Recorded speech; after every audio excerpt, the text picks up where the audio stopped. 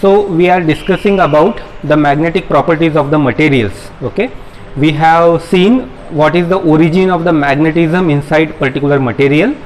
Okay, it is the orbital motion of the electron and it is the spin motion of the electron which are responsible for the magnetism in the materials. Okay, we have seen the various types of magnetic materials, that is diamagnetic material, in which initially the magnetic moment is zero because of the filled electrons. Okay, and the material will possess no magnetic moment, okay, or the no magnetization in the absence of any magnetic field. But whenever such a material is kept in presence of magnetic field, the magnetization will be generated, some small quantity of the magnetization will be generated, but that would be in the opposite direction to that of applied magnetic field. Okay, so such a materials will be called as the diamagnetic materials. There are paramagnetic materials also, which have zero magnetization or zero magnetic dipole moment because of the thermal agitation at room temperature, but when it is kept in the external magnetic field, it will acquire some resultant magnetic moment in the direction of the applied magnetic field. Okay, but that magnetization, the value of that magnetization would be very small. And we have another type of materials that are called as a ferromagnetic materials that have permanent magnetic moment even in the absence of magnetic field. Okay, and when such a ferromagnetic materials are kept in the magnetic field, it will acquire very strong magnetization in the direction of the magnetic field, and even if we remove the magnetic field, external magnetic field, then also that particular substance will behave like a permanent magnet. Okay, so these are the special properties of ferromagnetic material.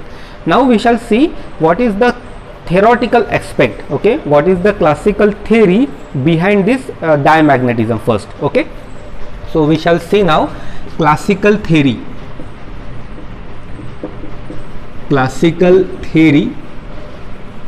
of diamagnetism. Classical theory of diamagnetism. This classical theory is also sometimes called as Langevin's theory. Langevin's theory. Langevin is the name of the scientist who has put forward this particular theory, and hence it is called as a Langevin's theory or classical theory. Why classical theory? Because we are using classical concepts in order to explain this particular type of diamagnetism.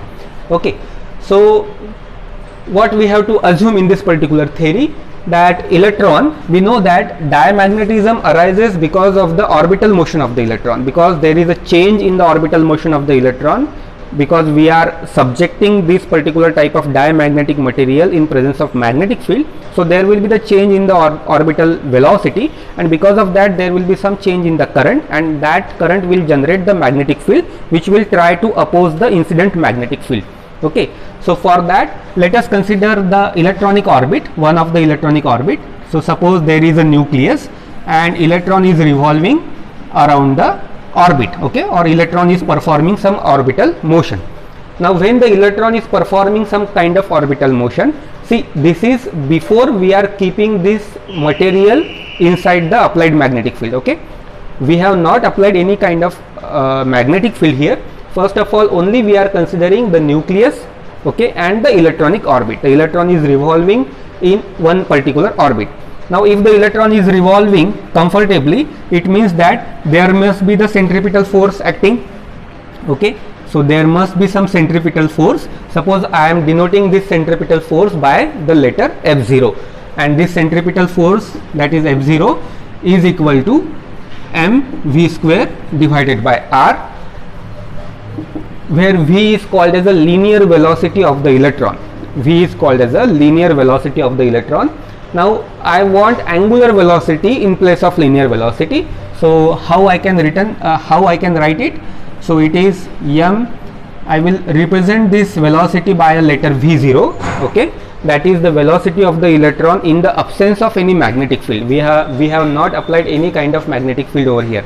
Okay, so m into omega 0 square into r. Okay, if I put the value of v0, okay, then I can rewrite this equation as m omega 0 into r. Okay, and that must be equal to, see, centripetal force is acting on this particular electron, but by which quantity this centripetal force would be supplied? This centripetal force would be provided by the electrostatic force of attraction between the electron and the nucleus. Okay, the electrostatic force of attraction between the electron and the nucleus. So what is that? It is nothing but E square divided by 4 pi epsilon 0 r square. And remember that the atom is not of hydrogen atom. There may be another different kind of atoms.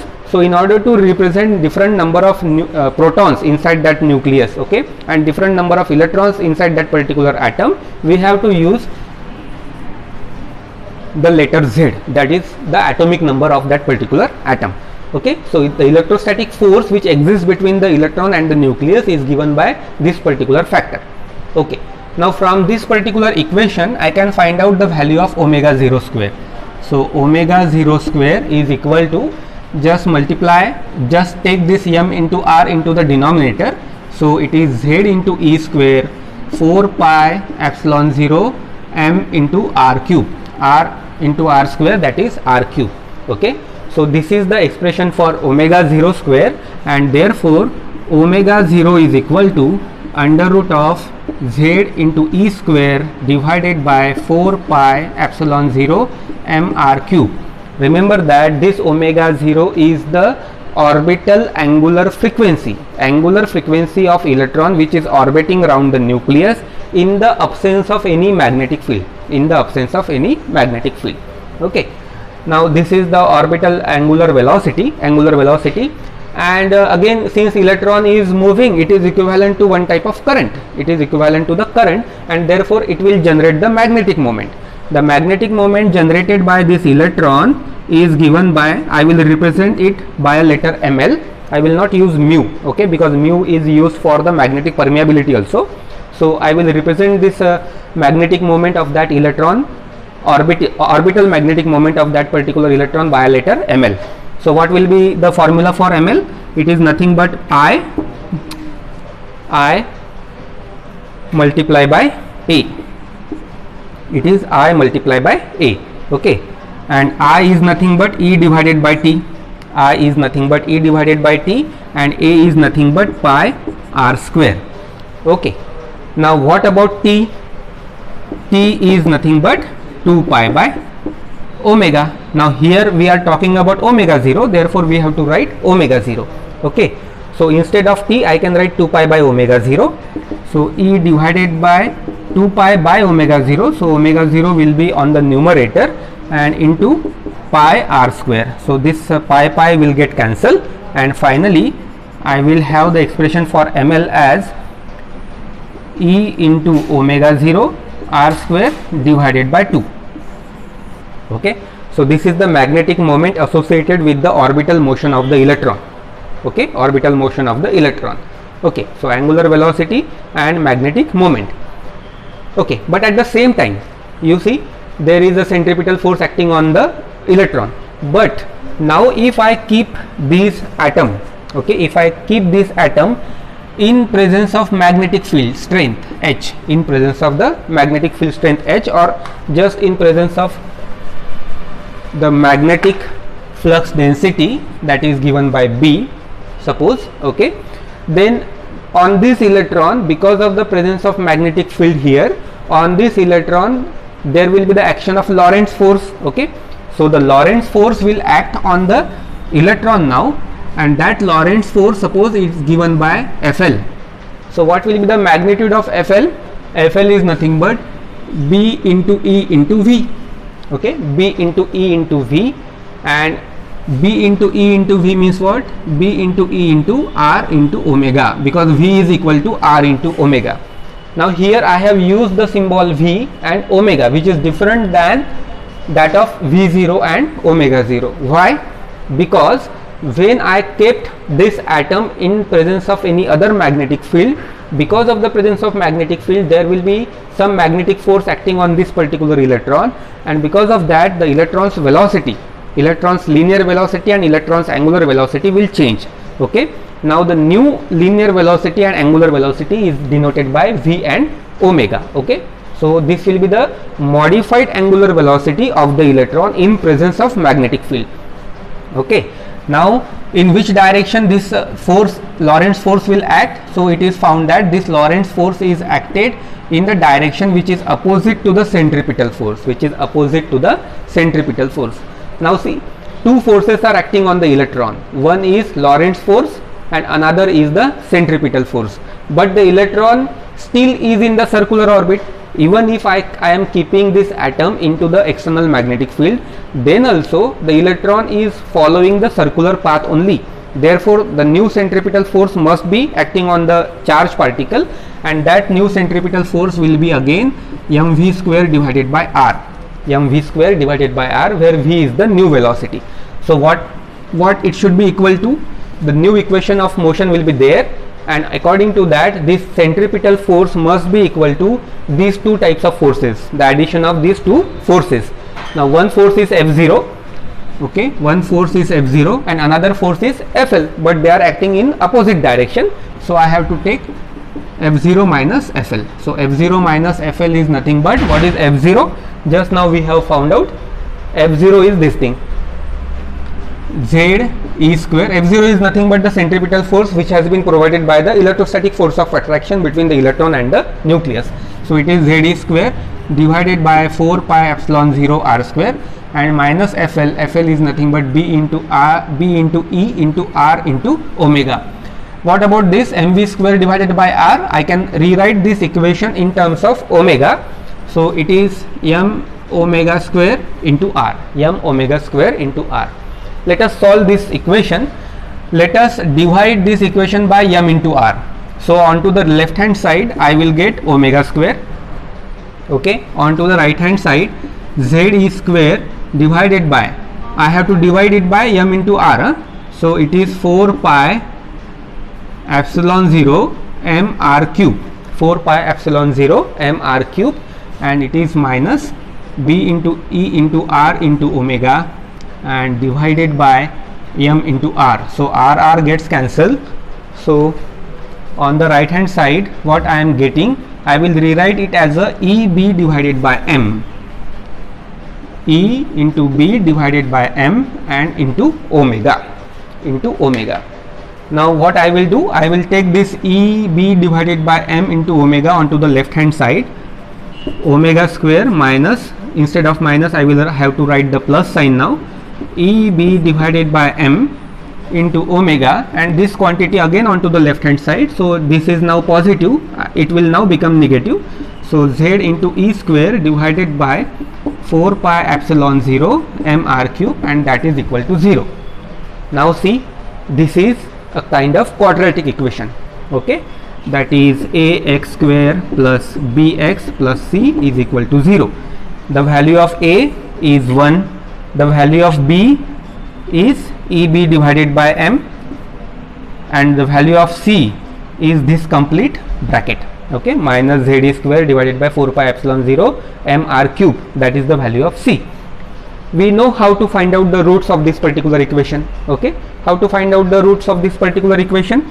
Here I will have to write x is equal to minus b plus minus under root of b square minus 4ac divided by twice a. Now let us put the values. Instead of x, what I am having? Omega is nothing but the modified angular velocity of the electron in presence of external magnetic field, omega. It is equal to, x is equal to minus b. What is the value of b? This one, minus b. So EB divided by m, that is the minus b, minus small b, again plus minus under root of b square, means EB divided by m whole square minus 4 a, the value of a is 1, into c is with minus sign, so minus will get plus 4 into Z E square divided by 4 pi epsilon 0 m r cube, 4 pi epsilon 0 m r cube, okay, and again divided by 2 times a, the value of a is 1, so divided by 2, okay. Let us solve this again. This 4 will get cancelled, okay. This 1 by 2 I can write like this, 1 by 2. So I need not write like this now, okay. Now this 1 by 2 is multiplied to the whole bracket, this 1 by 2 is multiplied to the whole bracket. So finally I will get minus, I will just multiply this 1 by 2 to every quantity now. So it is EB divided by twice m plus minus under root of this EB. Now I have to take this 1 by 2 inside the square root. So instead of this 2 I will have to write 4. Okay, but here the square term is there, so I will write like this. Okay, and again plus ZE square. So instead of 2 I will have to use 4. So 4 pi epsilon 0 mr cube. If you are not understanding these calculations, you can simplify it thoroughly. Okay, you can simplify it thoroughly. Don't use shortcut if you don't understand it. Okay, now what is this z into e raised to power 4 divided by, sorry, not 4, it is e raised to power 2 only. Z e square divided by 4 pi epsilon 0 mr cube. You see, z e square 4 pi epsilon 0 mr cube is nothing but omega 0 square. It is nothing but omega 0 square. So instead of that I can write omega 0 square. Omega 0 square. So finally what I am getting, actually it is omega 0 square plus EB divided by twice m whole square.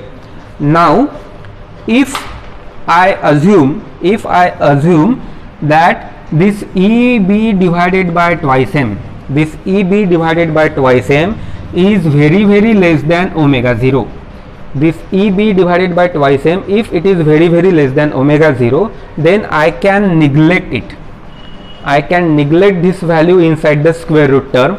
Okay, so inside the square root term I am not having this value. This is approaching towards 0 because it is very negligible as compared to omega 0 square. Okay, so under root of omega 0 square is nothing but omega 0. Under root of omega 0 square is nothing but omega 0. So finally I am getting the expression for omega. So omega is equal to omega 0 under root of omega 0 square can be written as omega 0, and it is with the sign plus minus. It is with the sign plus minus. So I will have to use that sign also. Plus minus omega 0 minus EB divided by twice m, minus EB divided by twice m. So this is the expression for modified angular velocity in presence of modified angular velocity of the electron in presence of applied field, in presence of applied magnetic field. So it is proved here that when the atom is placed in the external magnetic field, the electron motion is modified, electron's motion is modified, its angular velocity gets modified, and because of the modification of angular velocity, it will introduce some change in the current, okay, which will further introduce the change in the magnetic moment of that particular electron. Okay, earlier it was not having any magnetic moment, but now because of this it will have some magnetic moment. Okay, now here you see there is a plus and minus sign. Okay, so when to use plus sign, when to use minus sign? Actually, whenever our electron was revolving earlier with angular velocity omega 0, there used to be some magnetic moment. There used to be some magnetic moment given by this ml is equal to E omega 0 r square divided by 2. Now this magnetic moment would be having some kind of direction. Okay, now if the direction of this magnetic moment, is parallel, if the direction of this magnetic moment is parallel to the applied magnetic field, then we have to use the plus sign. And if the direction of magnetic moment of the electron is anti-parallel, is opposite to the direction of the external magnetic field, then we have to use minus sign. Now you see what will happen if I consider the plus sign and if I consider the minus sign. So for the magnetic moment of the electron which is parallel to the external magnetic field, we have to take plus sign. So if I take the plus sign, then what will happen? Omega is equal to omega 0, because omega 0, with omega 0 I have to use the plus sign, omega 0 is there, minus EB divided by twice m.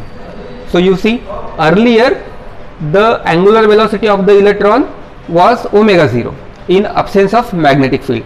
But now I have kept this atomic orbit in presence of magnetic field, and when I kept this electronic orbit in presence of magnetic field, the new angular velocity is equal to omega 0 minus something. Omega 0 minus something. It means that this omega is less than omega 0. It means that omega is less than omega 0. So for those electrons, okay, in an atomic orbits, for those electrons whose angular moment, whose magnetic moment is parallel to the direction of applied magnetic field, they will be traveling with low angular velocity or smaller angular velocity. It means that they are slowing down. They are slowing down. So such electrons will be slowing down. They will be moving around the nucleus with lower angular velocity. They will be slowing down. Okay. So this will be the case when the direction of magnetic moment is parallel to the direction of applied magnetic field.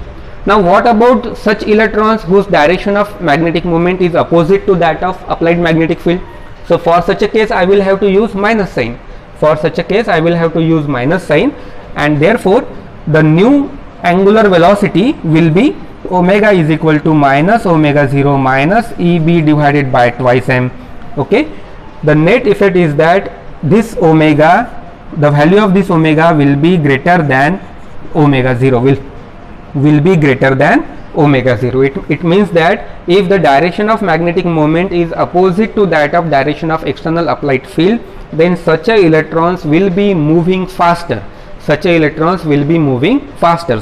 So in an atom there will be the paired electrons. Okay, in an atom there will be the paired electrons, then only this diamagnetism will arise. Okay, so what is happening with these paired electrons? For one of the electrons direction magnetic moment, what will happen? This direction of the magnetic moment would be parallel to the external field. Therefore such electrons will be slowing down. Okay, such electrons will be slowing down, and the other electron whose direction of the magnetic moment is opposite to that of the external magnetic field, such electrons will be moving faster. So one is slowing down, another is moving faster, and both will contribute to the change in current. And that change in current would not be zero. In presence of magnetic field. In the absence of magnetic field, yes, the change in the current would be zero. Because the effect produced by one electron was cancelled by the effect produced by the other electron.